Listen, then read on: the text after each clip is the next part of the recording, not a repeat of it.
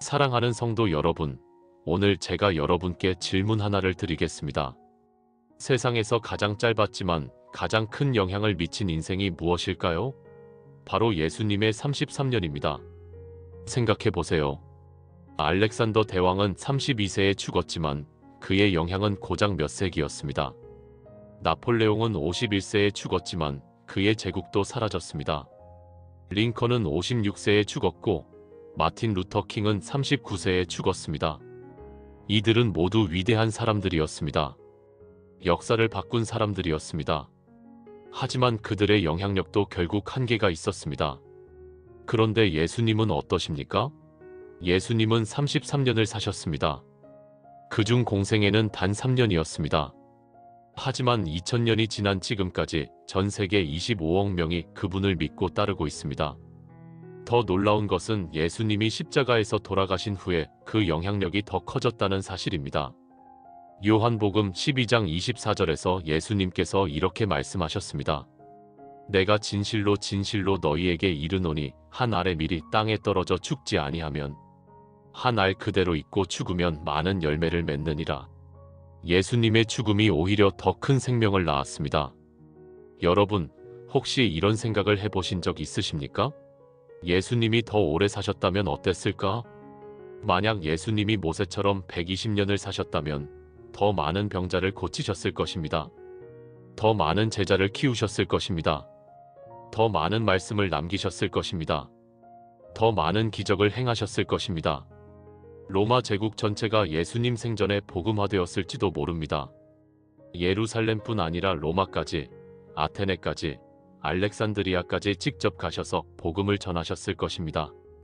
그런데 하나님은 그렇게 하지 않으셨습니다.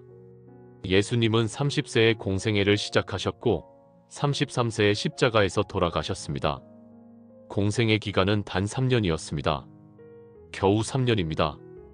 여러분, 우리가 직장에서 일하는 기간도 보통 30년이 넘습니다.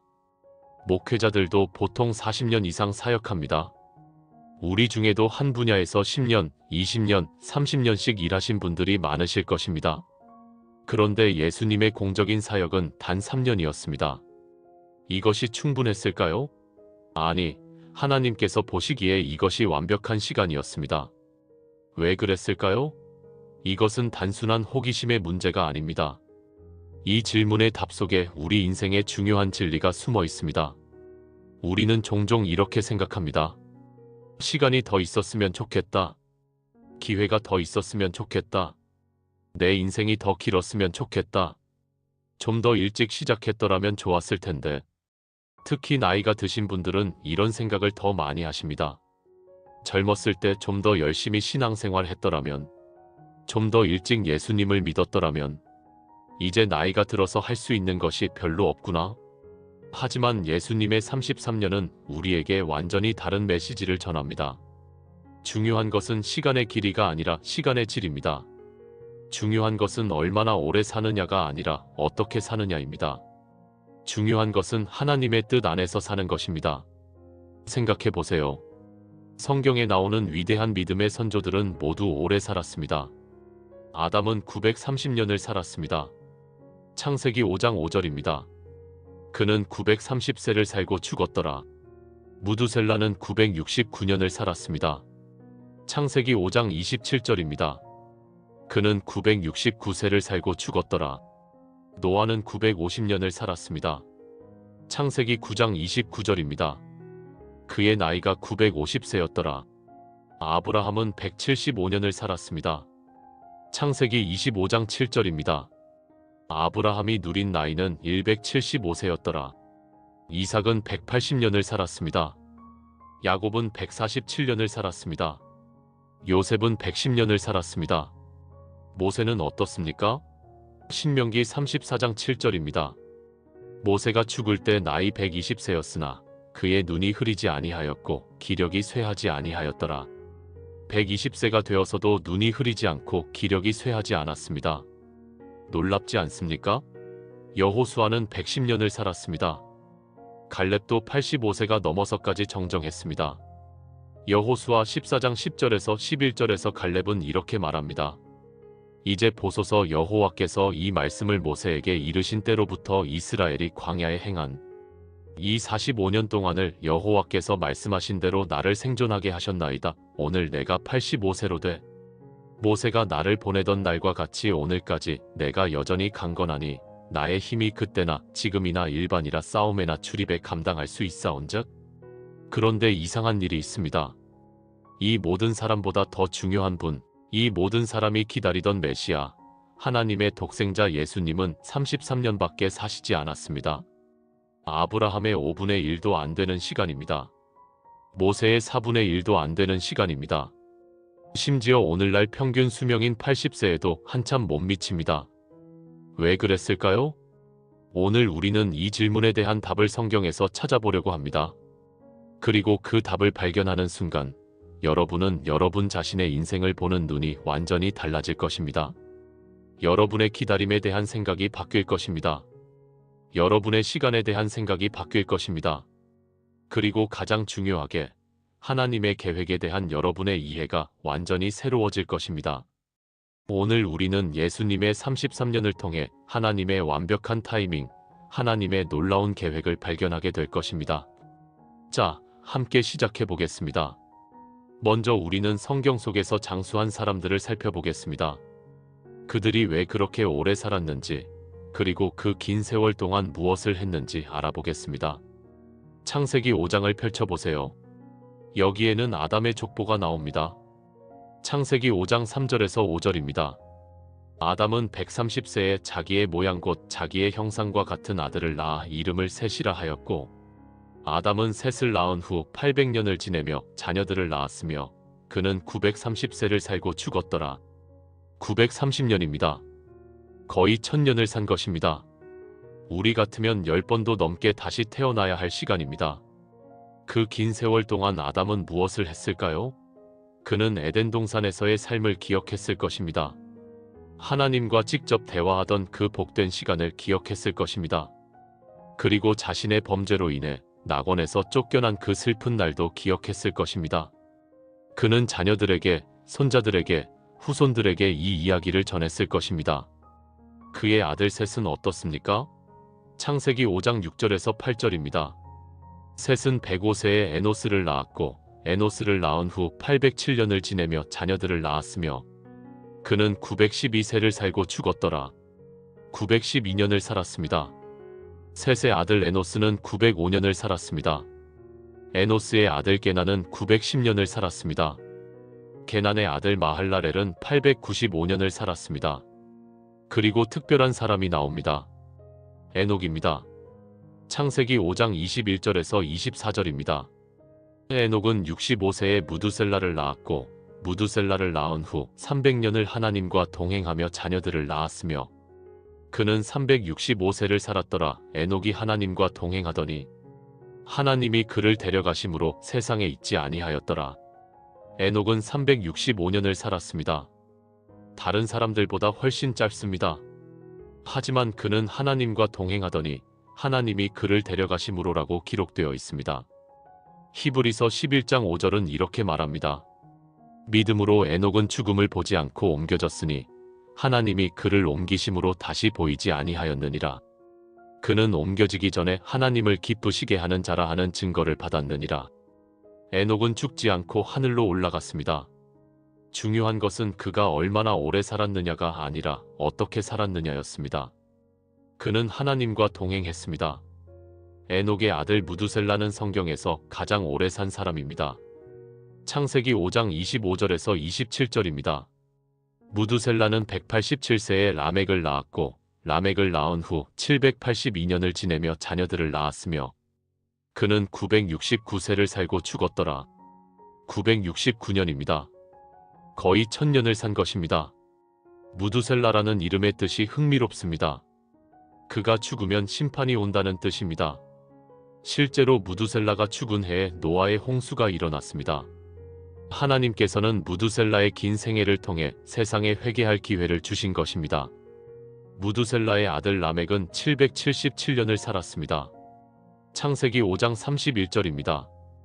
그는 777세를 살고 죽었더라. 그리고 라멕의 아들이 노아입니다.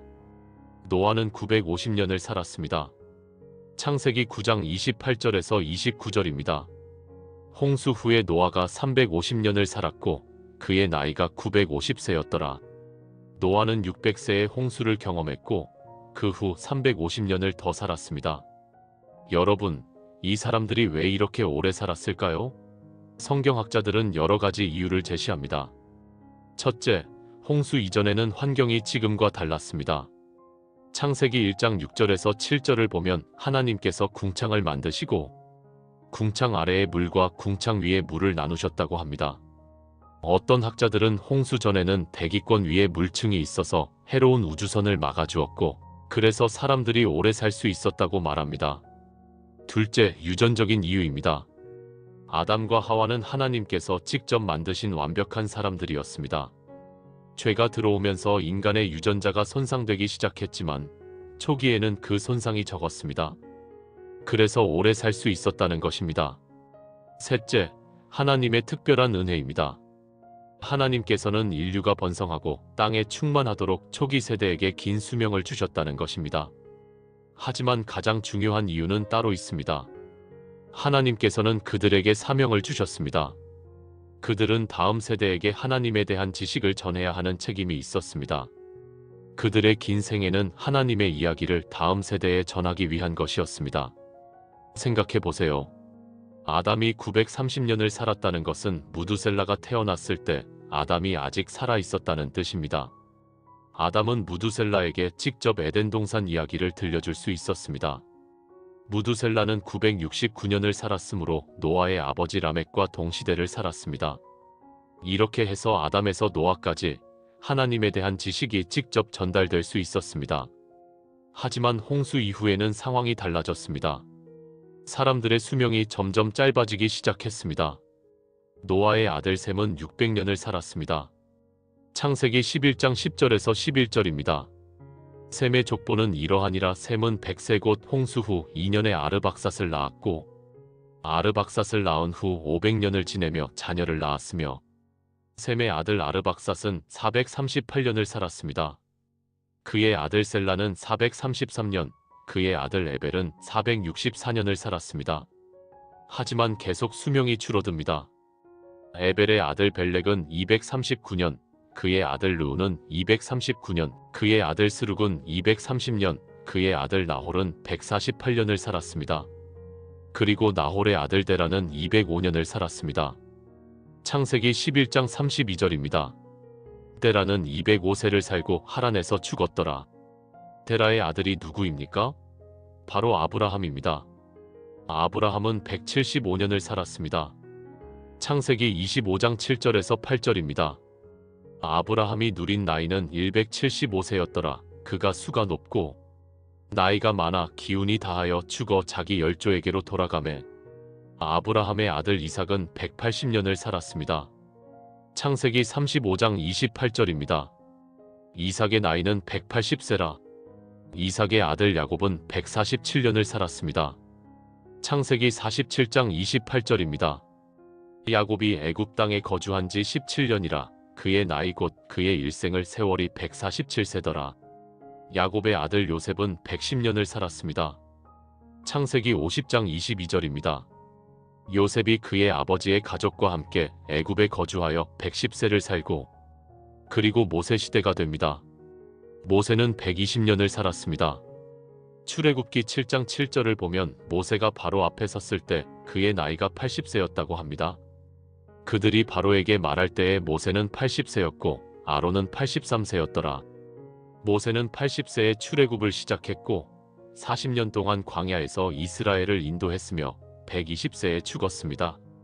모세는 신명기 34장 7절에서 이렇게 기록됩니다. 모세가 죽을 때 나이 120세였으나 그의 눈이 흐리지 아니하였고 기력이 쇠하지 아니하였더라. 120세인데도 눈이 흐리지 않고 기력이 쇠하지 않았다는 것입니다.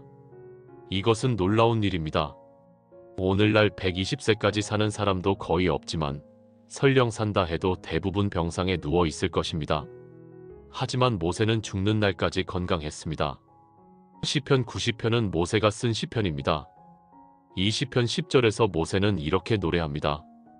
우리의 연수가 72호 강건하면 80이라도 그 연수의 자랑은 수고와 슬픔뿐이요. 신속히 가니 우리가 날아가나이다. 모세 시대에 이미 사람의 평균 수명은 70세에서 80세 정도로 줄어들었습니다. 아담 시대의 10분의 1도 안 되는 시간입니다. 왜 이렇게 수명이 줄어들었을까요? 창세기 6장 3절에 하나님께서 말씀하십니다. 여호와께서 이르시되 나의 영이 영원히 사람과 함께 하지 아니하리니 이는 그들이 육신이 됨이라. 그러나 그들의 날은 120년이 되리라 하시니라. 하나님께서 사람의 수명을 제한하신 것입니다. 왜 그랬을까요? 죄 때문입니다. 로마서 6장 23절입니다. 죄의 삭은 사망이요 하나님의 은사는 그리스도 예수 우리 주 안에 있는 영생이니라. 죄가 들어오면서 사망도 들어왔습니다. 로마서 5장 12절입니다. 그러므로 한 사람으로 말미암아 죄가 세상에 들어오고 죄로 말미암아 사망이 들어왔나니 이와 같이 모든 사람이 죄를 지었으므로 사망이 모든 사람에게 이르렀느니라.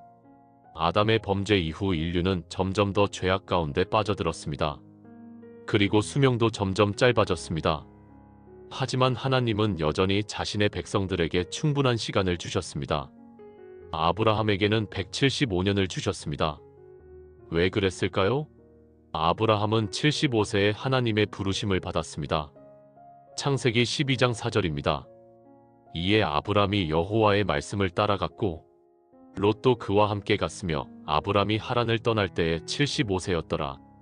75세에 부르심을 받아서 175세까지 살았으니 아브라함은 100년 동안 하나님과 동행했습니다. 그 100년 동안 아브라함은 하나님의 약속을 붙들고 살았습니다. 창세기 12장 2절에서 3절에서 하나님은 아브라함에게 이렇게 약속하셨습니다. 내가 너로 큰 민족을 이루고 내게 복을 주어 내 이름을 창대하게 하리니 너는 복이 될지라. 너를 축복하는 자에게는 내가 복을 내리고 너를 저주하는 자에게는 내가 저주하리니 땅의 모든 족속이 너로 말미암아 복을 얻을 것이라 하신지라. 하나님은 아브라함에게 아들을 주시겠다고 약속하셨습니다. 하지만 그 약속이 이루어지기까지 오랜 시간이 걸렸습니다. 아브라함이 75세에 부르심을 받았을 때 그에게는 아들이 없었습니다. 창세기 15장 2절에서 아브라함은 하나님께 이렇게 말합니다. 주 여호와여 무엇을 내게 주시려 하나이까? 나는 자식이 없사오니 나의 상속자는 이 다메섹 사람 엘리에셀이니이다. 하나님은 아브라함을 밖으로 데리고 나가셨습니다. 창세기 15장 5절입니다. 그를 이끌고 밖으로 나가 이르시되 하늘을 우러러 무뼈를 셀 수 있나 보라. 또 그에게 이르시되 내 자손이 이와 같으리라.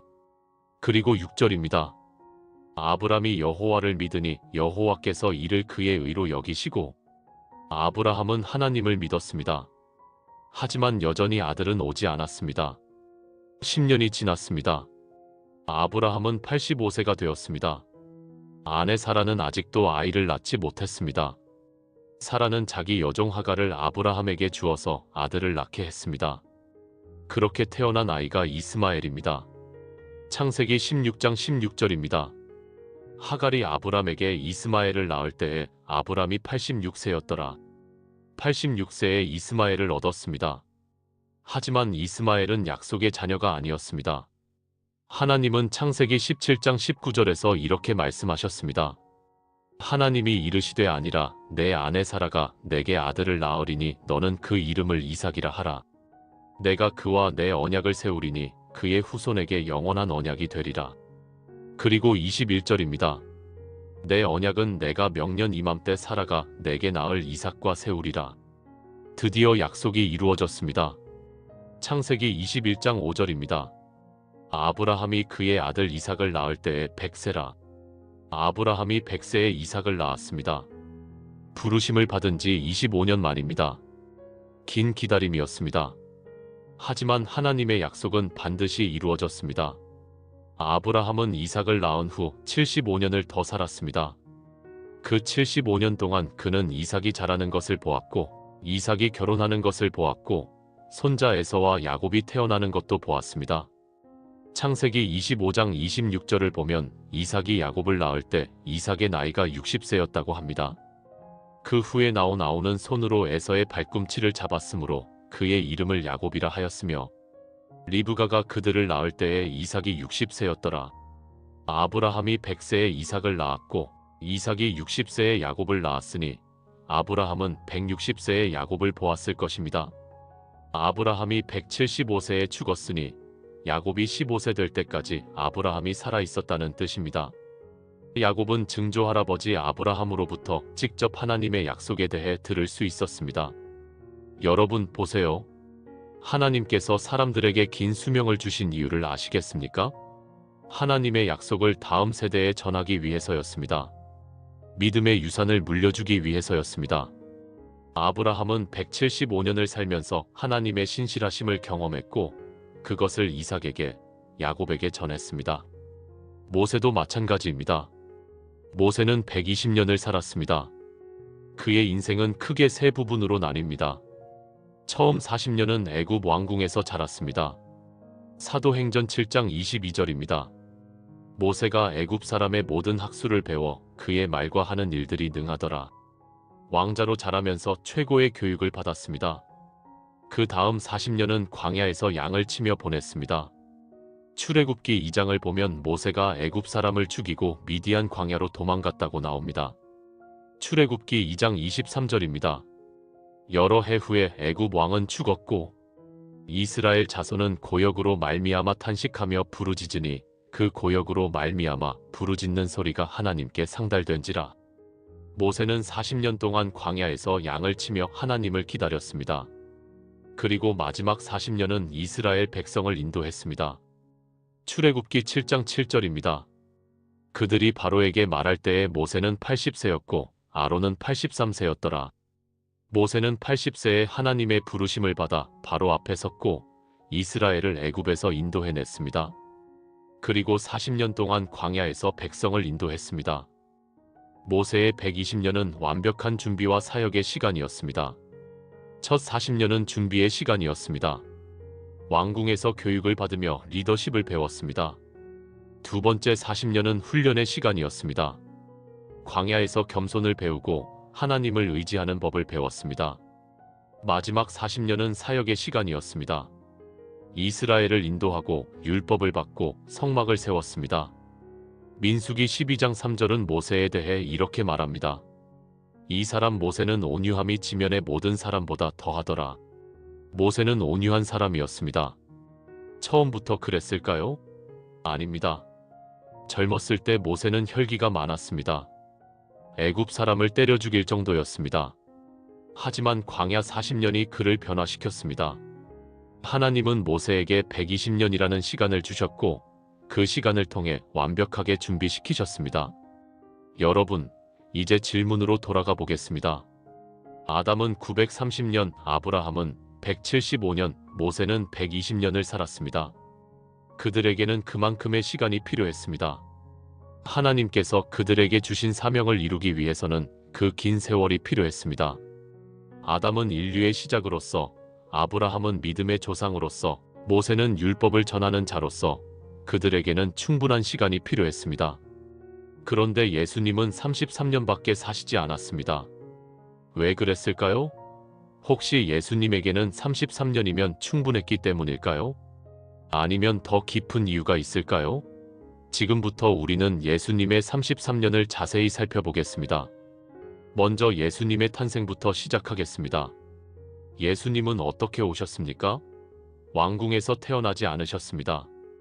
마구간에서 태어나셨습니다. 누가복음 2장 7절입니다. 처자들을 낳아 강보로 싸서 구유에 뉘었으니 이는 여관에 있을 곳이 없음이러라. 구유에 뉘었습니다. 짐승들이 먹이를 먹는 구유에 누우신 것입니다. 왜 그랬을까요? 빌립보서 2장 6절에서 8절이 그 이유를 설명합니다. 그는 근본 하나님의 본체시나 하나님과 동등됨을 취할 것으로 여기지 아니하시고 오히려 자기를 비워 종의 형체를 가지사 사람들과 같이 되셨고 사람의 모양으로 나타나사 자기를 낮추시고 죽기까지 복종하셨으니 곧 십자가에 죽으심이라. 예수님은 자기를 비우셨습니다. 하나님의 영광을 내려놓으시고 사람이 되셨습니다. 고린도후서 8장 9절도 이렇게 말합니다. 우리 주 예수 그리스도의 은혜를 너희가 알거니와 부요하신 이로써 너희를 위하여 가난하게 되심은 그의 가난함으로 말미암아 너희를 부요하게 하려 하심이라. 예수님은 부요하신 분이셨습니다. 하늘의 영광을 가지신 분이셨습니다. 하지만 우리를 위해 가난하게 되셨습니다. 예수님이 태어나셨을 때 동방 박사들이 찾아왔습니다. 마태복음 2장 1절에서 2절입니다. 헤롯 왕 때에 예수께서 유대 베들레헴에서 나심의 동방으로부터 박사들이 예루살렘에 이르러 말하되 유대인의 왕으로 나신 이가 어디 계시냐? 우리가 동방에서 그의 별을 보고 그에게 경배하러 왔노라 하니, 박사들은 예수님께 경배하려고 왔습니다. 하지만 헤롯 왕은 예수님을 죽이려고 했습니다. 마태복음 2장 13절입니다. 그들이 떠난 후에 주의 사자가 요셉에게 현몽하여 이르되 헤롯이 아기를 찾아 죽이려 하니 일어나 아기와 그의 어머니를 데리고 애굽으로 피하여 내가 내게 이르기까지 거기 있으라 하시니, 예수님은 태어나자마자 피난을 가야 했습니다. 애굽으로 도망가셨습니다. 헤롯이 죽은 후에야 예수님 가족은 이스라엘로 돌아왔습니다. 마태복음 2장 19절에서 23절입니다. 헤롯이 죽은 후에 주의 사자가 애굽에서 요셉에게 현몽하여 이르되 일어나 아기와 그의 어머니를 데리고 이스라엘 땅으로 가라. 아기의 목숨을 찾던 자들이 죽었느니라 하니, 요셉이 일어나 아기와 그의 어머니를 데리고 이스라엘 땅으로 들어가니라. 그러나 아켈라오가 그의 아버지 헤롯을 이어 유대의 임금됨을 듣고 거기로 가기를 무서워하더니 꿈에 지시하심을 받아 갈릴리 지방으로 떠나가 나사렛이란 동네에 가서 사니, 이는 선지자로 하신 말씀에 나사렛 사람이라 칭하리라 하심을 이루려 함이러라. 예수님은 나사렛에서 자라셨습니다. 나사렛은 작은 마을이었습니다. 요한복음 1장 46절에서 나다나엘은 이렇게 말합니다. 나다나엘이 이르되 나사렛에서 무슨 선한 것이 날 수 있느냐? 사람들이 무시하는 동네였습니다. 예수님은 그런 곳에서 자라셨습니다. 누가복음 2장 40절은 예수님의 어린 시절에 대해 이렇게 기록합니다. 아기가 자라며 강하여지고 지혜가 충만하며 하나님의 은혜가 그의 위에 있더라. 예수님은 자라시면서 강하여지고 지혜가 충만했습니다. 하지만 겉으로 보기에는 평범한 아이였을 것입니다. 누가복음 2장에는 예수님이 12세 때의 이야기가 나옵니다. 누가복음 2장 41절에서 42절입니다. 그의 부모가 해마다 6월절이 되면 예루살렘으로 가더니 예수께서 12살 되었을 때에 그들이 이 절기의 관례를 따라 올라갔다가 예수님의 가족은 해마다 6월절에 예루살렘에 갔습니다. 예수님이 12세 되던 해에도 그랬습니다. 그런데 예루살렘을 떠나 돌아올 때 예수님이 보이지 않았습니다. 누가복음 2장 43절에서 45절입니다. 그날들을 마치고 돌아갈 때에 아이 예수는 예루살렘에 머무셨더라. 그 부모는 이를 알지 못하고 동행 중에 있는 줄로 생각하고 하룻길을 간 후 친족과 아는 자 중에서 찾되 만나지 못함에 찾으면서 예루살렘에 돌아갔더니 부모님이 예루살렘으로 돌아가서 예수님을 찾았습니다. 누가복음 2장 46절입니다. 사흘 후에 성전에서 만난즉 그가 선생들 중에 앉으사 그들에게 듣기도 하시며 묻기도 하시니, 예수님은 성전에서 선생들과 토론하고 계셨습니다. 12세의 나이에 성전 선생들과 대화하고 계셨던 것입니다. 누가복음 2장 47절입니다. 듣는 자가 다 그 지혜와 대답을 놀랍게 여기더라. 사람들이 예수님의 지혜에 놀랐습니다. 마리아가 예수님께 물었습니다. 누가복음 2장 48절입니다. 그의 부모가 보고 놀라며 그의 어머니는 이르되 아이야 어찌하여 우리에게 이렇게 하였느냐 보라. 내 아버지와 내가 근심하여 너를 찾았노라. 예수님이 대답하셨습니다. 누가복음 2장 49절입니다. 예수께서 이르시되 어찌하여 나를 찾으셨나이까? 내가 내 아버지 집에 있어야 될 줄을 알지 못하셨나이까 하시니, 12세의 예수님이 이미 자신의 정체성을 알고 계셨습니다. 자신이 하나님의 아들이심을 아셨습니다. 자신이 하나님의 집에 있어야 한다는 것을 아셨습니다. 하지만 예수님은 부모님을 따라 나사렛으로 돌아가셨습니다. 누가복음 2장 51절입니다. 예수께서 함께 내려가사 나사렛에 이르러 순종하여 받드시더라. 그 어머니는 이 모든 말을 마음에 두니라. 예수님은 부모님께 순종하셨습니다. 하나님의 아들이시지만 땅에서는 부모님께 순종하셨습니다. 그리고 52절입니다. 예수는 지혜와 키가 자라가며 하나님과 사람에게 더욱 사랑스러워 가시더라. 예수님은 자라가셨습니다. 지혜도 자라고 키도 자라고 하나님과 사람에게 사랑받으시며 자라가셨습니다. 이것이 예수님의 어린 시절에 대한 성경의 기록입니다. 그 다음에는 무엇이 나옵니까? 18년의 공백입니다. 누가복음 2장은 예수님이 12세 때 이야기를 하고 누가복음 3장은 예수님이 30세 때 세례 받으시는 이야기를 합니다. 그 사이 18년 동안 무슨 일이 있었습니까? 성경은 침묵합니다. 우리는 그 18년 동안 예수님이 무엇을 하셨는지 자세히 알지 못합니다. 하지만 몇 가지는 알 수 있습니다. 마가복음 6장 3절을 보세요. 이 사람이 마리아의 아들 목수가 아니냐? 야고보와 요셉과 유다와 시몬의 형제가 아니냐? 그 누이들이 우리와 함께 여기 있지 아니하냐 하고 예수를 배척한지라. 예수님은 목수로 일하셨습니다. 요셉은 목수였습니다. 마태복음 13장 55절입니다. 이는 그 목수의 아들이 아니냐? 예수님은 아버지 요셉의 일을 배우셨습니다. 나무를 자르고 다듬고 가구를 만드는 일을 하셨습니다. 하나님의 아들이 목수로 일하셨다는 것입니다. 왜 그랬을까요? 히브리서 4장 15절이 그 이유를 설명합니다.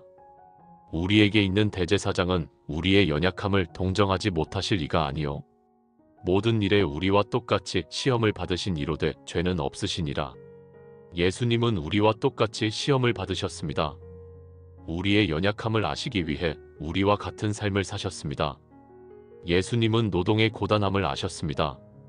땀 흘려 일하는 것이 무엇인지 아셨습니다.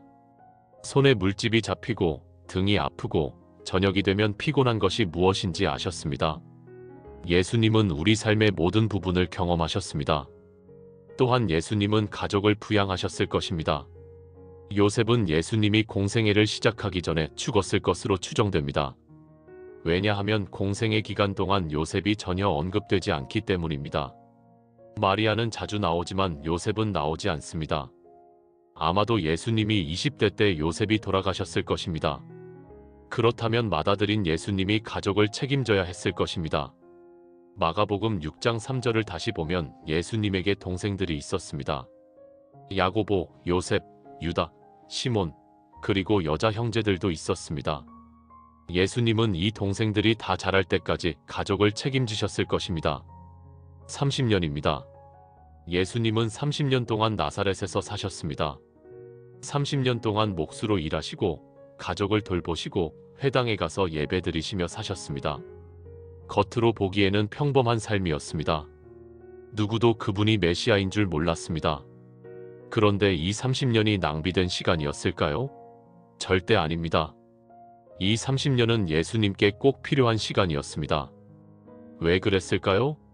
첫째, 예수님은 인간의 삶을 온전히 경험하셔야 했습니다. 히브리서 2장 17절입니다. 그러므로 그가 범사의 형제들과 같이 되심이 마땅하도다. 이는 하나님의 일에 자비하고 신실한 대제사장이 되어 백성의 죄를 속량하려 하심이라. 예수님은 우리와 같이 되셔야 했습니다. 우리의 대제사장이 되시기 위해서였습니다. 대제사장은 백성을 대표하는 사람입니다. 백성의 연약함을 이해해야 합니다.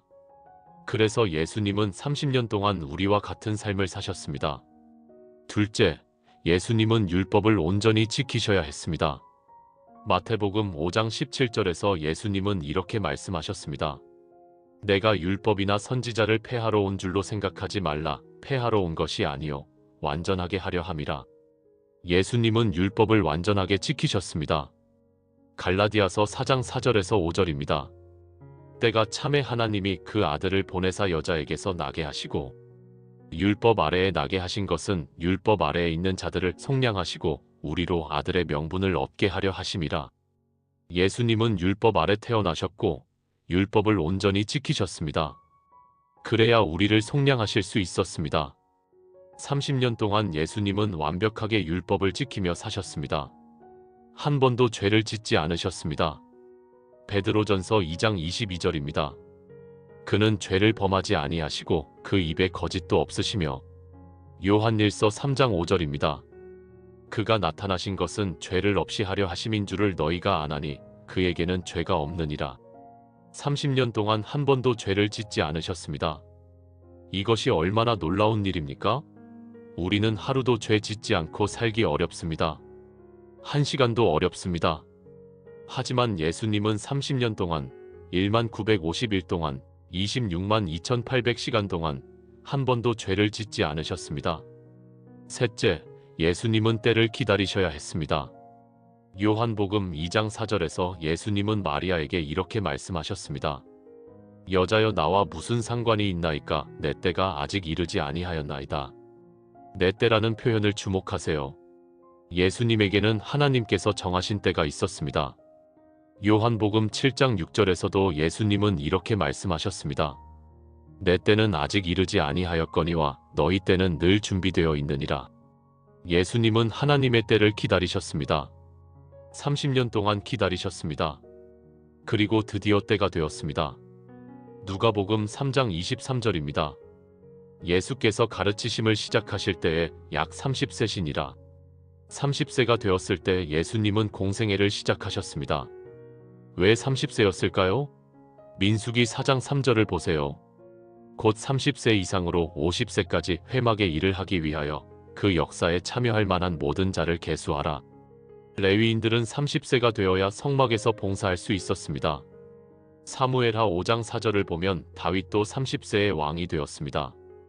다윗이 왕이 될 때의 나이가 30세라 40년 동안 왕위에 있으며 30세는 사역을 시작하기에 적절한 나이였습니다. 충분히 성숙했고 아직 건강했고 힘이 있었습니다. 예수님은 30세의 세례를 받으셨습니다. 마태복음 3장 13절에서 17절입니다.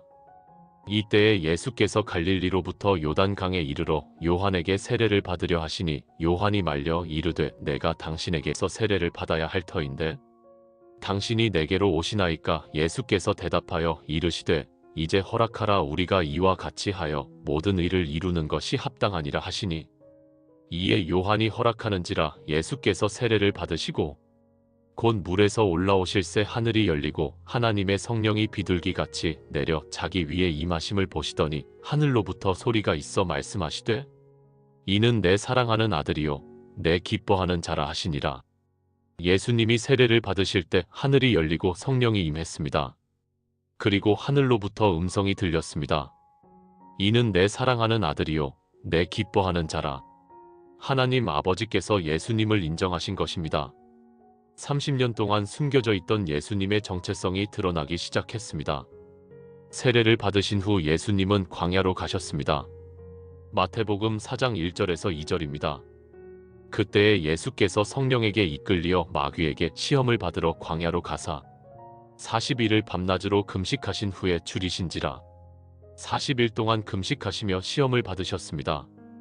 마귀가 3가지 시험으로 예수님을 시험했습니다. 첫째는 돌로 떡을 만들라는 시험이었습니다. 마태복음 4장 3절에서 4절입니다.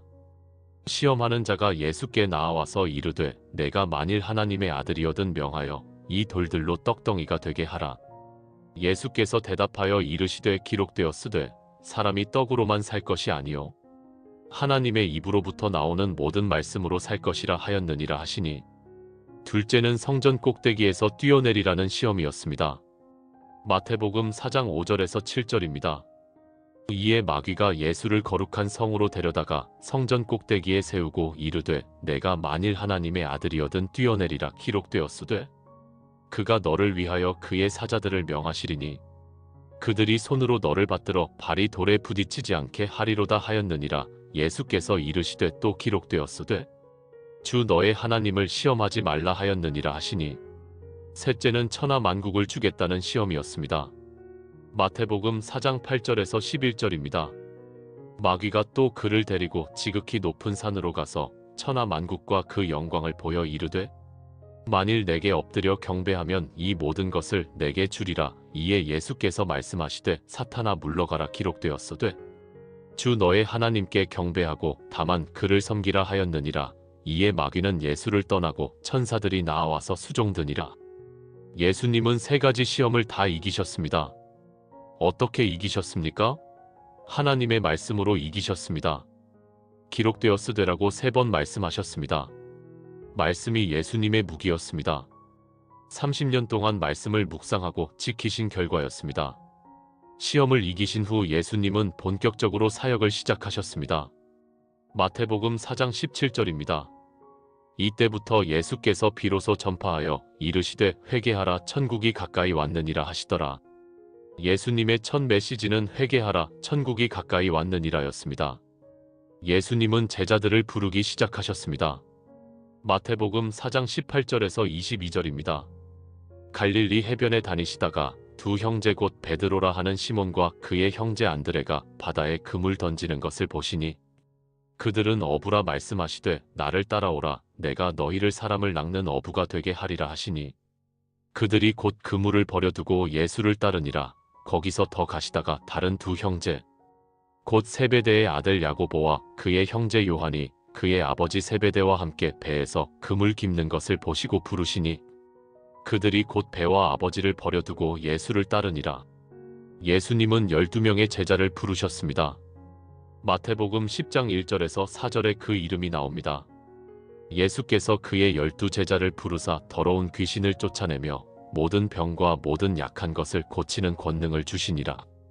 12사도의 이름은 이러하니 베드로라 하는 시몬을 비롯하여 그의 형제 안드레와 세베대의 아들 야고보와 그의 형제 요한, 빌립과 바돌로메, 도마와 세리마테, 알페오의 아들 야고보와 다데오, 가나나인 시몬 및 가룟 유다 곧 예수를 판 자라.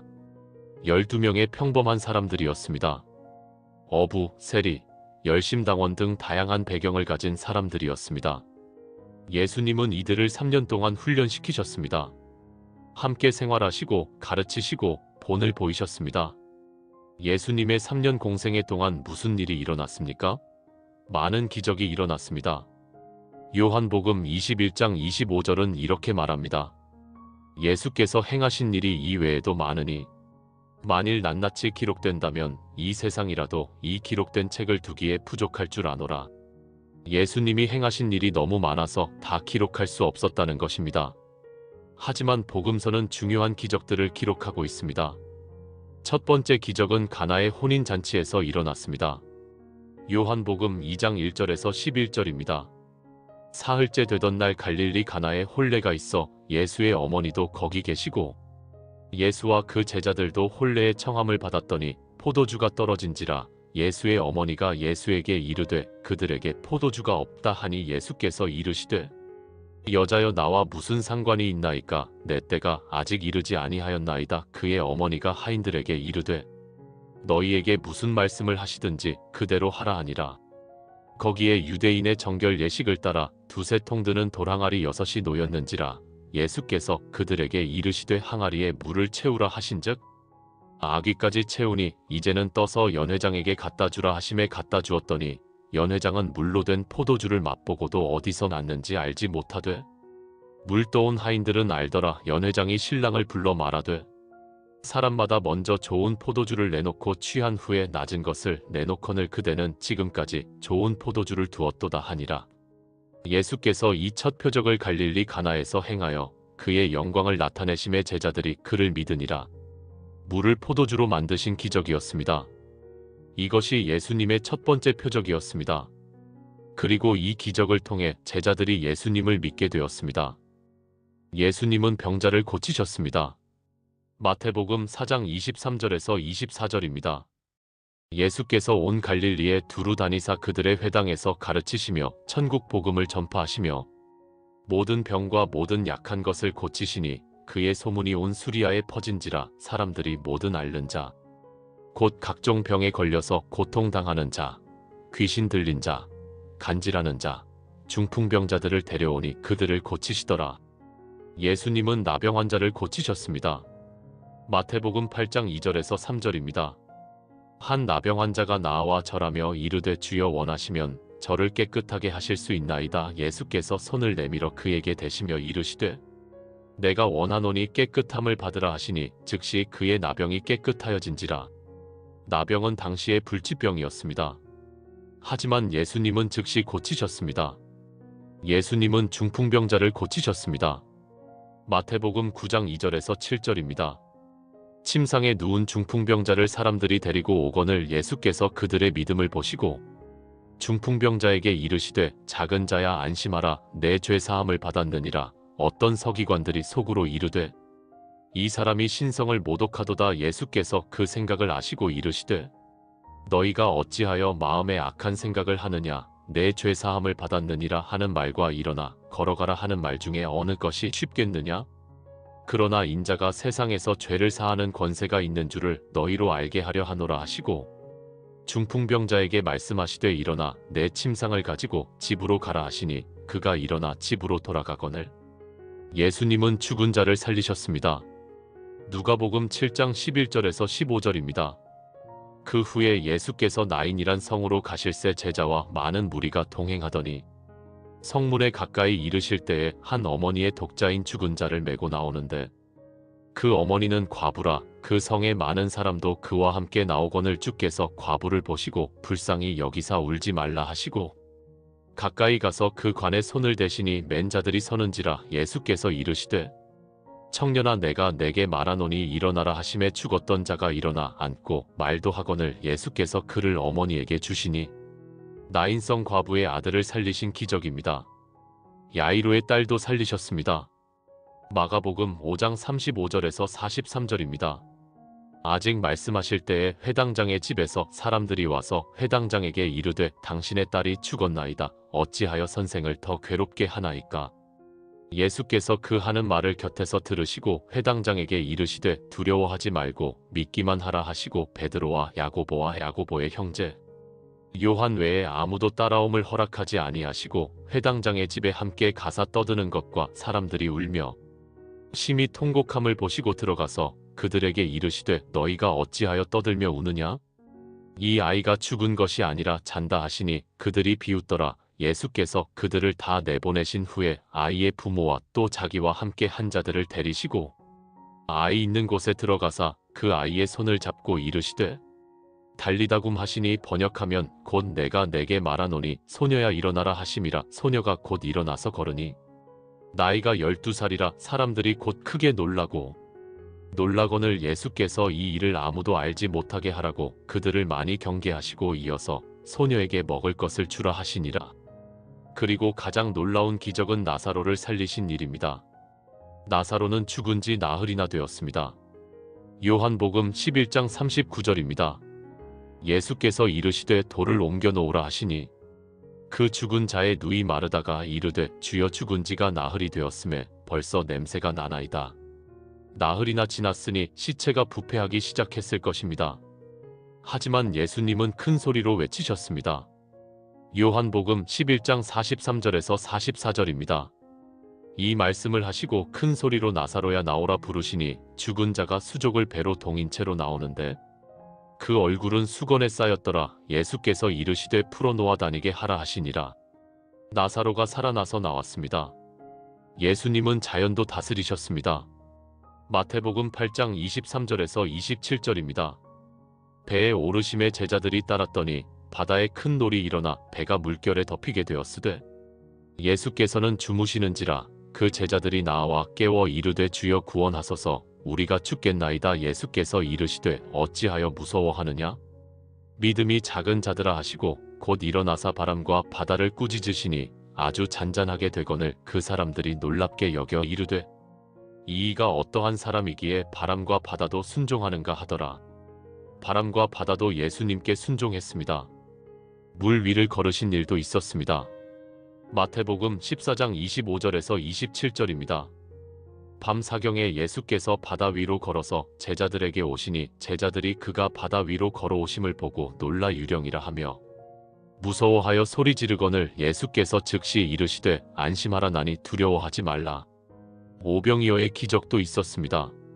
마태복음 14장 15절에서 21절입니다. 저녁이 되매 제자들이 나와 이르되 이곳은 빈 들이옷대도 이미 저물었으니 무리를 보내어 마을에 들어가 먹을 것을 사 먹게 하소서. 예수께서 이르시되 갈 것 없다. 너희가 먹을 것을 주라. 제자들이 이르되 여기 우리에게 있는 것은 떡 5개와 물고기 2마리뿐이니이다. 이르시되 그것을 내게 가져오라 하시고 무리를 명하여 잔디 위에 앉히시고 떡 5개와 물고기 2마리를 가지사 하늘을 우러러 축사하시고 떡을 떼어 제자들에게 주심에 제자들이 무리에게 주니 다 배불리 먹고 남은 조각을 12바구니에 차게 거두었으며 먹은 사람은 여자와 어린이 외에 5,000명이나 되었더라. 떡 5개와 물고기 2마리로 5,000명을 먹이신 기적입니다. 그것도 배불리 먹이시고 남은 것이 12바구니나 되었습니다. 이것은 단순한 기적이 아닙니다. 예수님이 생명의 떡이심을 보여주는 표적이었습니다. 예수님은 3년 동안 이런 놀라운 기적들을 행하셨습니다. 하지만 예수님의 사역은 기적만이 아니었습니다. 오히려 더 중요한 것은 가르침이었습니다. 예수님은 천국에 대해 가르치셨습니다. 마태복음 5장에서 7장까지 산상수훈이 나옵니다. 마태복음 5장 3절에서 12절, 팔복을 보세요. 심령이 가난한 자는 복이 있나니 천국이 그들의 것이며 애통하는 자는 복이 있나니 그들이 위로를 받을 것이며 온유한 자는 복이 있나니 그들이 땅을 기업으로 받을 것이며 의에 줄이고 목마른 자는 복이 있나니 그들이 배부를 것이며 긍휼히 여기는 자는 복이 있나니 그들이 긍휼히 여김을 받을 것이며 마음이 청결한 자는 복이 있나니 그들이 하나님을 볼 것이며 화평하게 하는 자는 복이 있나니 그들이 하나님의 아들이라 일컬음을 받을 것이며 의를 위하여 박해를 받은 자는 복이 있나니 천국이 그들의 것임이라. 나로 말미암아 너희를 욕하고 박해하고 거짓으로 너희를 거슬러 모든 악한 말을 할 때에는 너희에게 복이 있나니 기뻐하고 즐거워하라. 하늘에서 너희의 상이 큼이라. 너희 전에 있던 선지자들도 이같이 박해하였느니라. 예수님은 세상의 가치관과 완전히 다른 가르침을 주셨습니다. 세상은 강한 자, 부유한 자, 권력 있는 자를 복되다고 합니다. 하지만 예수님은 심령이 가난한 자, 애통하는 자, 온유한 자가 복이 있다고 하셨습니다. 예수님은 사랑에 대해 가르치셨습니다. 마태복음 5장 43절에서 48절입니다. 또 내 이웃을 사랑하고 내 원수를 미워하라 하였다는 것을 너희가 들었으나 나는 너희에게 이르노니 너희 원수를 사랑하며 너희를 박해하는 자를 위하여 기도하라. 이같이 한즉 하늘에 계신 너희 아버지의 아들이 되리니 이는 하나님이 그 해를 악인과 선인에게 비추시며 비를 의로운 자와 불의한 자에게 내려주심이라. 너희가 너희를 사랑하는 자를 사랑하면 무슨 상이 있으리요? 세리도 이같이 아니하느냐? 또 너희가 너희 형제에게만 무난하면 남보다 더하는 것이 무엇이냐? 이방인들도 이같이 아니하느냐? 그러므로 하늘에 계신 너희 아버지의 온전하심과 같이 너희도 온전하라. 원수를 사랑하라는 가르침입니다. 이보다 더 혁명적인 가르침이 어디 있겠습니까? 세상은 눈에는 눈, 이에는 이라고 가르칩니다. 복수하고 갚아주고 원한을 품으라고 합니다. 하지만 예수님은 원수를 사랑하고 박해하는 자를 위해 기도하라고 하셨습니다. 예수님은 기도에 대해 가르치셨습니다. 마태복음 6장 9절에서 13절, 주기도문입니다. 그러므로 너희는 이렇게 기도하라. 하늘에 계신 우리 아버지여, 이름이 거룩히 여김을 받으시오며 나라가 임하시오며 뜻이 하늘에서 이루어진 것 같이 땅에서도 이루어지이다. 오늘 우리에게 일용할 양식을 주시옵고 우리가 우리에게 죄 지은 자를 사하여 준 것 같이 우리 죄를 사하여 주시옵고 우리를 시험에 들게 하지 마시옵고 다만 악에서 구하시옵소서. 나라와 권세와 영광이 아버지께 영원히 있사옵나이다. 아멘. 이 기도는 단순하지만 완벽합니다. 하나님을 경배하고 하나님의 나라를 구하고 일용할 양식을 구하고 용서를 구하고 보호를 구합니다. 이 기도 한 편이 기도의 모든 요소를 담고 있습니다. 예수님은 염려에 대해 가르치셨습니다. 마태복음 6장 25절에서 34절입니다. 그러므로 내가 너희에게 이르노니 목숨을 위하여 무엇을 먹을까, 무엇을 마실까, 몸을 위하여 무엇을 입을까 염려하지 말라. 목숨이 음식보다 중하지 아니하며 몸이 의복보다 중하지 아니하냐. 공중의 새를 보라. 심지도 않고 거두지도 않고 창고에 모아들이지도 아니하되 너희 하늘 아버지께서 기르시나니 너희는 이것들보다 귀하지 아니하냐. 너희 중에 누가 염려함으로 그 키를 한 자라도 더할 수 있겠느냐? 또 너희가 어찌 의복을 위하여 염려하느냐? 들의 백합화가 어떻게 자라는가 생각하여 보라. 수고도 아니하고 길쌈도 아니하느니라.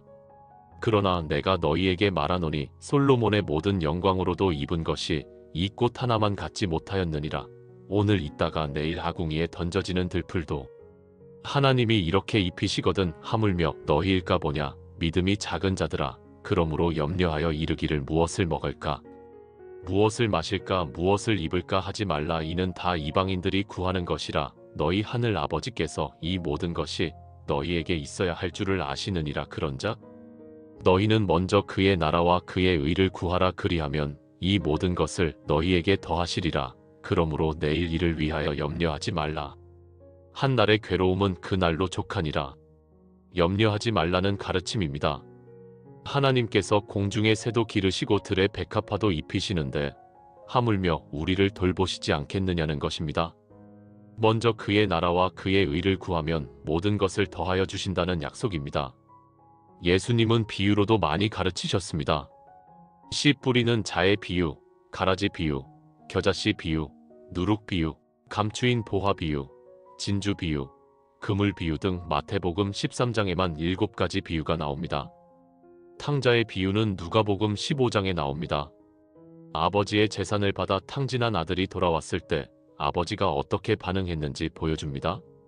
누가복음 15장 20절입니다. 이에 일어나서 아버지께로 돌아가니라. 아직도 거리가 먼데 아버지가 그를 보고 측은히 여겨 달려가 목을 안고 입을 맞추니. 하나님의 사랑을 보여주는 비유입니다. 선한 사마리아인의 비유는 누가복음 10장에 나옵니다. 강도 만난 사람을 제사장도 레위인도 지나쳤지만 사마리아인이 불쌍히 여겨 돌보았다는 이야기입니다. 이웃사랑이 무엇인지 보여줍니다.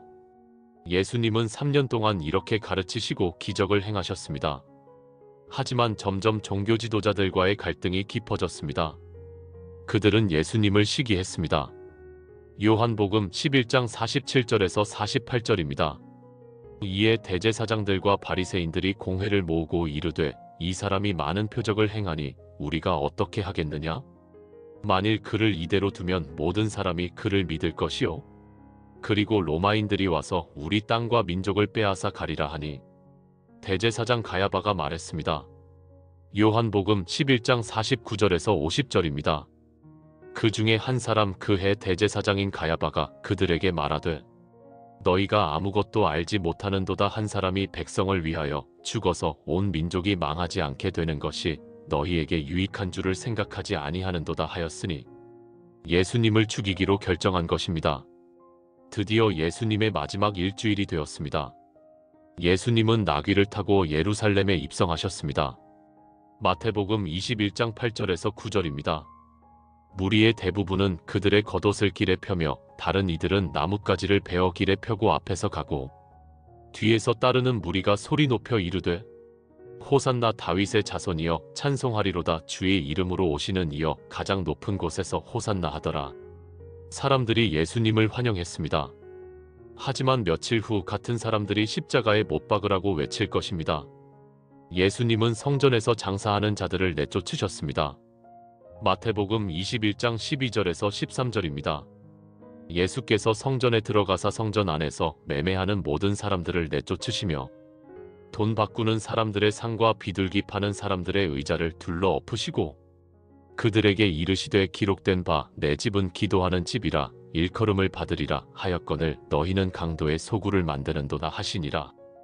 이것은 종교 지도자들에 대한 도전이었습니다.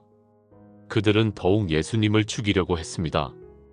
유다가 은 30에 예수님을 팔았습니다. 마태복음 26장 14절에서 16절입니다. 그때의 12 중에 하나인 가룟 유다라 하는 자가 대제사장들에게 가서 말하되 내가 예수를 너희에게 넘겨주리니 얼마나 주려느냐 하니 그들이 은 30을 달아 주거늘 그가 그때부터 예수를 넘겨줄 기회를 찾더라. 마지막 만찬이 있었습니다. 예수님은 제자들과 함께 유월절을 지키셨습니다. 마태복음 26장 26절에서 28절입니다. 그들이 먹을 때에 예수께서 떡을 가지사 축복하시고 떼어 제자들에게 주시며 이르시되 받아서 먹으라 이것은 내 몸이니라 하시고 또 잔을 가지사 감사기도 하시고 그들에게 주시며 이르시되 너희가 다 이것을 마시라 이것은 죄사함을 얻게 하려고 많은 사람을 위하여 흘리는 바 나의 피 곧 언약의 피니라. 성찬을 제정하신 것입니다. 떡은 예수님의 몸을, 포도주는 예수님의 피를 상징합니다.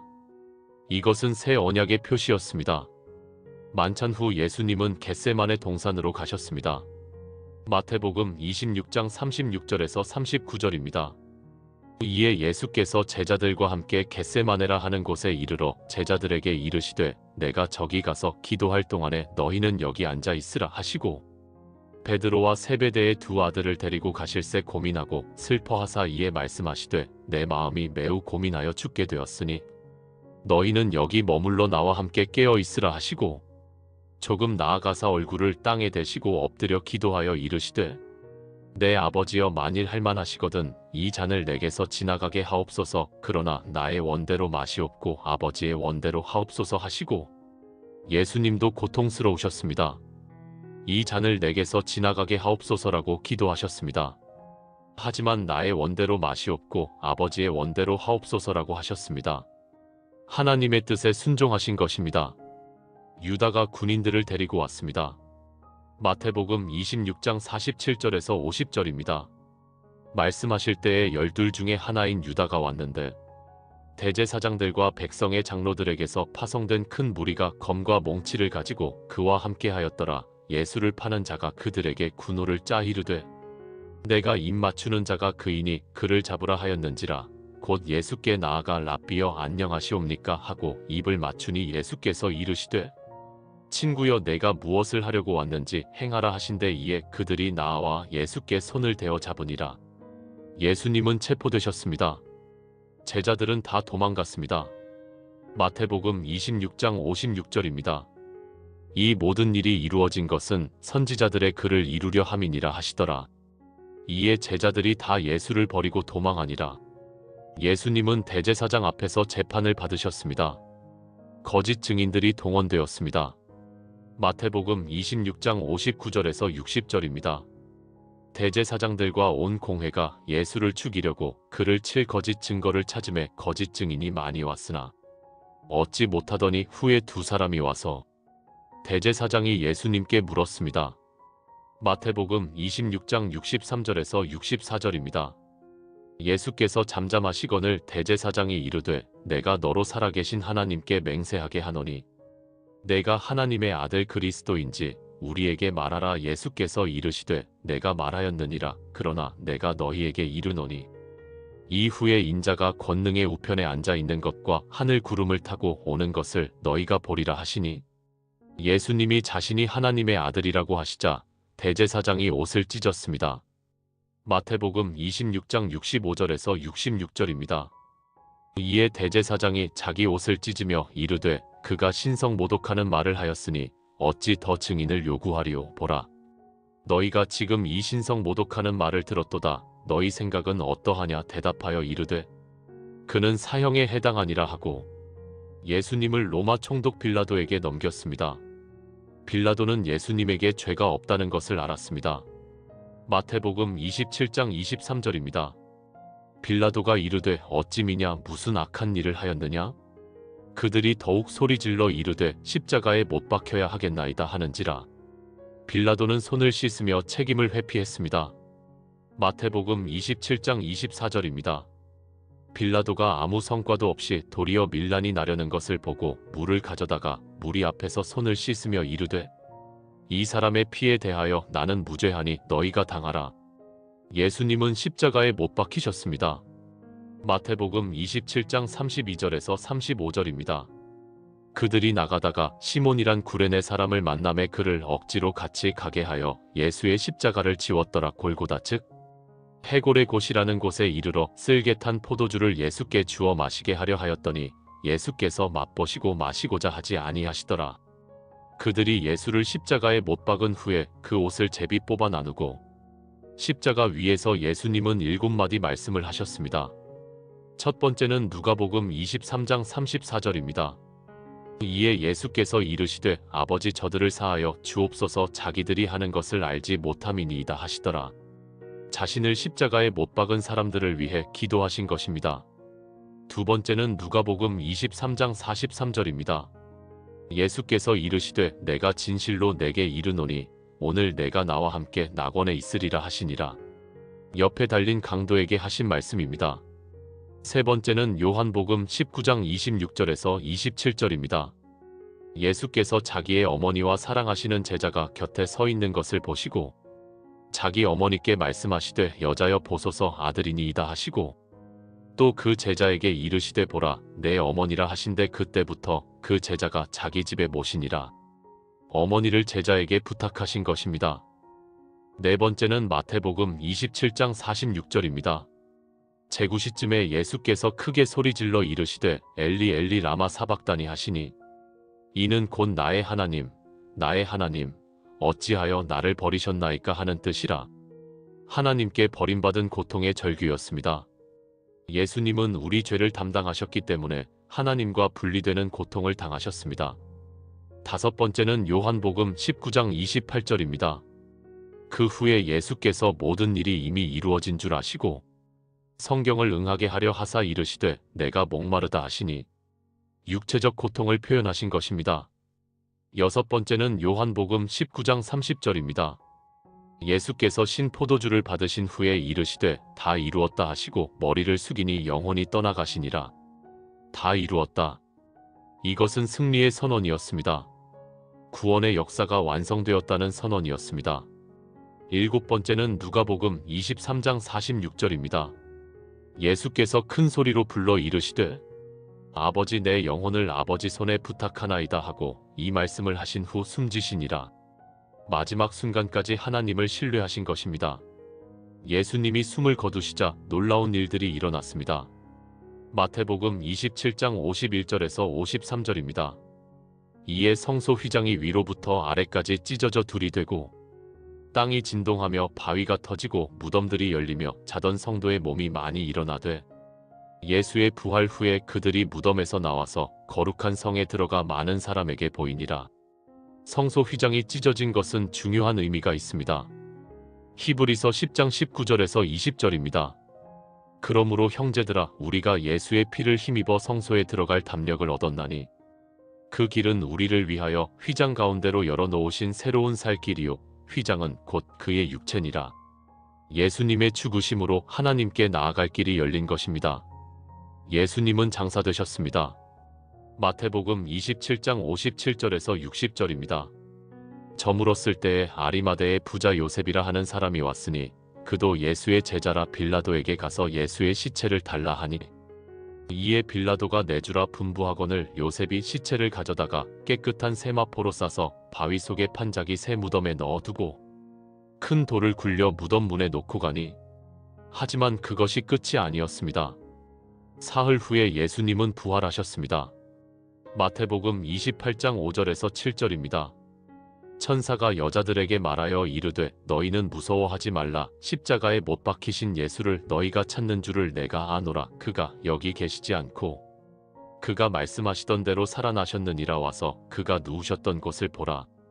또 빨리 가서 그의 제자들에게 이르되 그가 죽은 자 가운데서 살아나셨고 너희보다 먼저 갈릴리로 가시나니 거기서 너희가 배우리라 하라보라. 내가 너희에게 일렀느니라 하거늘. 부활하신 예수님은 제자들에게 나타나셨습니다. 요한복음 20장 19절에서 20절입니다. 이날 곧 안식 후 첫날 저녁 때에 제자들이 유대인들을 두려워하여 모인 곳의 문들을 닫았더니 예수께서 오사 가운데 서서 이르시되 너희에게 평강이 있을지어다 이 말씀을 하시고 손과 옆구리를 보이시니 제자들이 주를 보고 기뻐하더라. 예수님은 40일 동안 여러 사람에게 나타나셨습니다. 고린도전서 15장 5절에서 8절입니다. 게바에게 보이시고 후에 12제자에게와 그 후에 500여 형제에게 일시에 보이셨나니 그 중에 지금까지 대다수는 살아있고 어떤 사람은 잠들었으며 그 후에 야고보에게 보이셨으며 그 후에 모든 사도에게와 맨 나중에 만삭되지 못하여 난자 같은 내게도 보이셨느니라.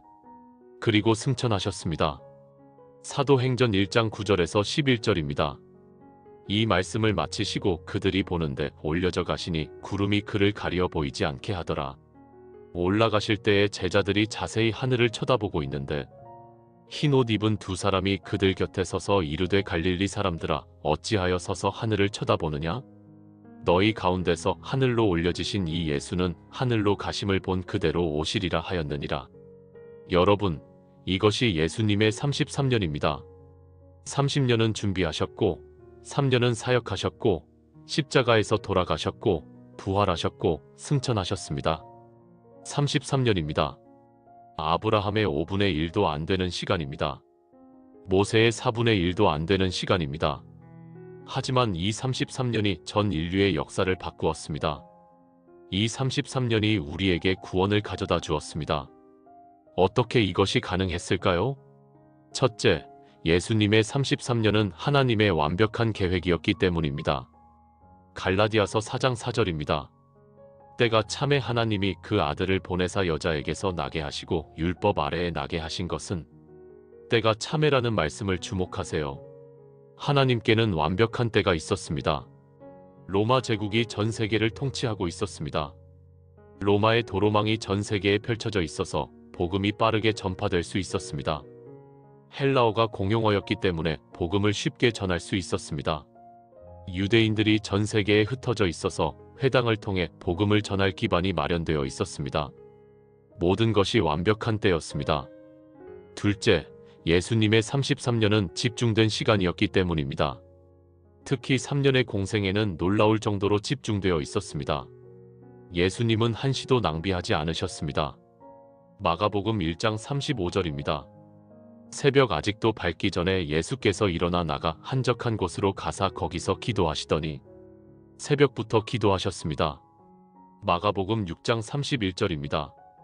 이르시되 너희는 따로 한적한 곳에 가서 잠깐 쉬어라 하시니 이는 오고 가는 사람이 많아 음식 먹을 겨를도 없음이러라. 음식 먹을 겨를도 없을 정도로 바쁘셨습니다.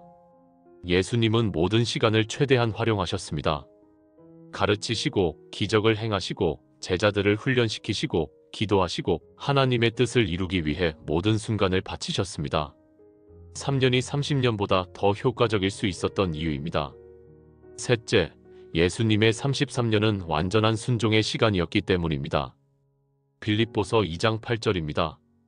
사람의 모양으로 나타나사 자기를 낮추시고 죽기까지 복종하셨으니 곧 십자가의 죽으심이라. 죽기까지 복종하셨습니다. 예수님은 처음부터 끝까지 하나님의 뜻에 순종하셨습니다. 겟세마네 동산에서도 나의 원대로 마시옵고 아버지의 원대로 하옵소서라고 기도하셨습니다. 십자가 위에서도 다 이루었다고 하시며 하나님의 계획을 완수하셨습니다. 넷째, 예수님의 33년은 대속의 죽음으로 완성되었기 때문입니다. 마가복음 10장 45절입니다.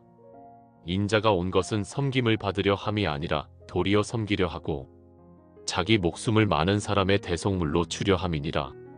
예수님은 대속물이 되시기 위해 오셨습니다. 예수님이 만약 120년을 사셨다면 어땠을까요? 더 많은 사람을 고치셨을 것입니다. 더 많은 기적을 행하셨을 것입니다. 하지만 대속의 죽음이 없었다면 아무 소용이 없었을 것입니다. 히브리서 9장 22절입니다. 율법을 따라 거의 모든 물건이 피로써 정결하게 되나니 피 흘림이 없은즉 사함이 없느니라. 피 흘림이 없으면 사함이 없습니다. 예수님은 십자가에서 피를 흘리심으로 우리의 죄를 사하셨습니다. 이것이 예수님이 오신 목적이었습니다. 요한복음 3장 16절입니다.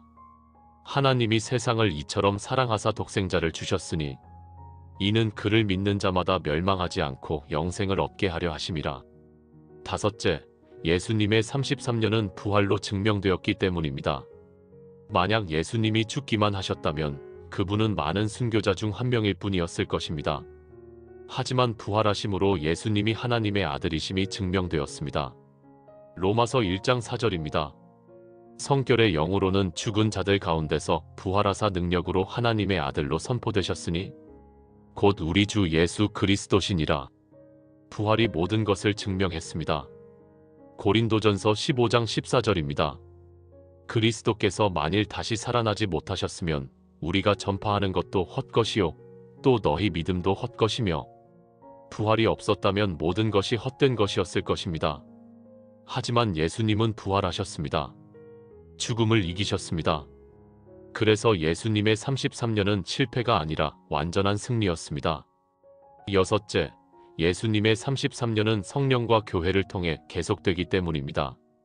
예수님은 승천하시기 전에 이렇게 약속하셨습니다. 사도행전 1장 8절입니다. 오직 성령이 너희에게 임하시면 너희가 권능을 받고 예루살렘과 온 유대와 사마리아와 땅 끝까지 이르러 내 증인이 되리라 하시니라. 성령이 오셨습니다. 사도행전 2장 1절에서 4절입니다.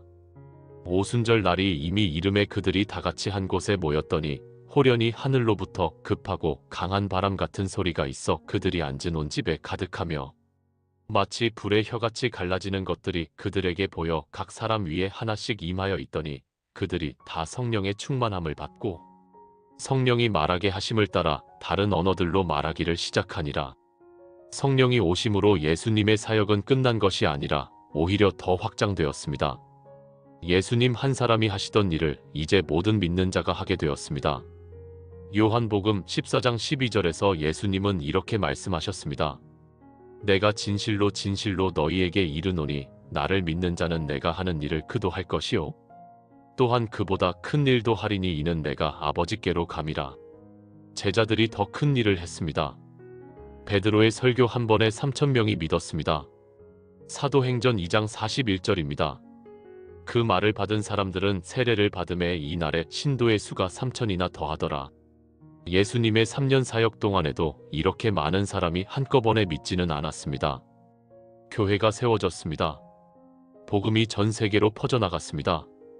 사도행전 28장 30절에서 31절입니다. 바울이 온 이태를 자기 셋집에 머물면서 자기에게 오는 사람을 다 영접하고 하나님의 나라를 전파하며 주 예수 그리스도에 관한 모든 것을 담대하게 거침없이 가르치더라. 복음은 로마까지 전해졌습니다. 2000년이 지난 지금 전 세계에 25억 명의 그리스도인이 있습니다. 예수님의 33년이 이 모든 것의 시작이었습니다. 예수님이 더 오래 사셨다면 오히려 이런 일이 일어나지 않았을 수도 있습니다.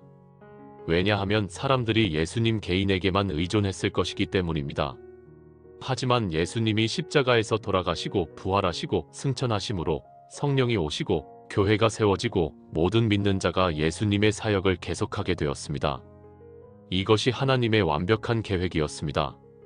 사랑하는 성도 여러분, 그렇다면 예수님의 33년이 우리에게 주는 교훈은 무엇입니까? 첫째, 중요한 것은 시간의 길이가 아니라 하나님의 뜻 안에 있는 것입니다. 우리는 항상 더 많은 시간을 원합니다. 더 오래 살고 싶어 합니다. 더 많은 기회를 원합니다. 하지만 예수님의 33년은 우리에게 말합니다. 중요한 것은 얼마나 오래 사느냐가 아니라 어떻게 사느냐입니다. 시편 39편 4절에서 5절입니다. 여호와여 나의 종말과 연한이 언제까지인지 알게 하사 내가 나의 연약함을 알게 하소서. 주께서 나의 날을 한 뼘 정도로 짧게 하셨으므로 나의 일생이 주 앞에는 없는 것 같사오니 사람은 그가 든든히 서 있는 때도 진실로 모두 헛되도다. 우리의 인생은 짧습니다. 하지만 하나님의 뜻 안에서 산다면 그 짧은 인생이 영원한 가치를 가질 수 있습니다. 둘째, 하나님의 타이밍은 완벽합니다. 우리는 종종 하나님이 너무 늦으신다고 생각합니다. 혹은 너무 일찍 어떤 일을 끝내신다고 생각합니다. 하지만 하나님의 타이밍은 항상 완벽합니다. 전도서 3장 1절입니다.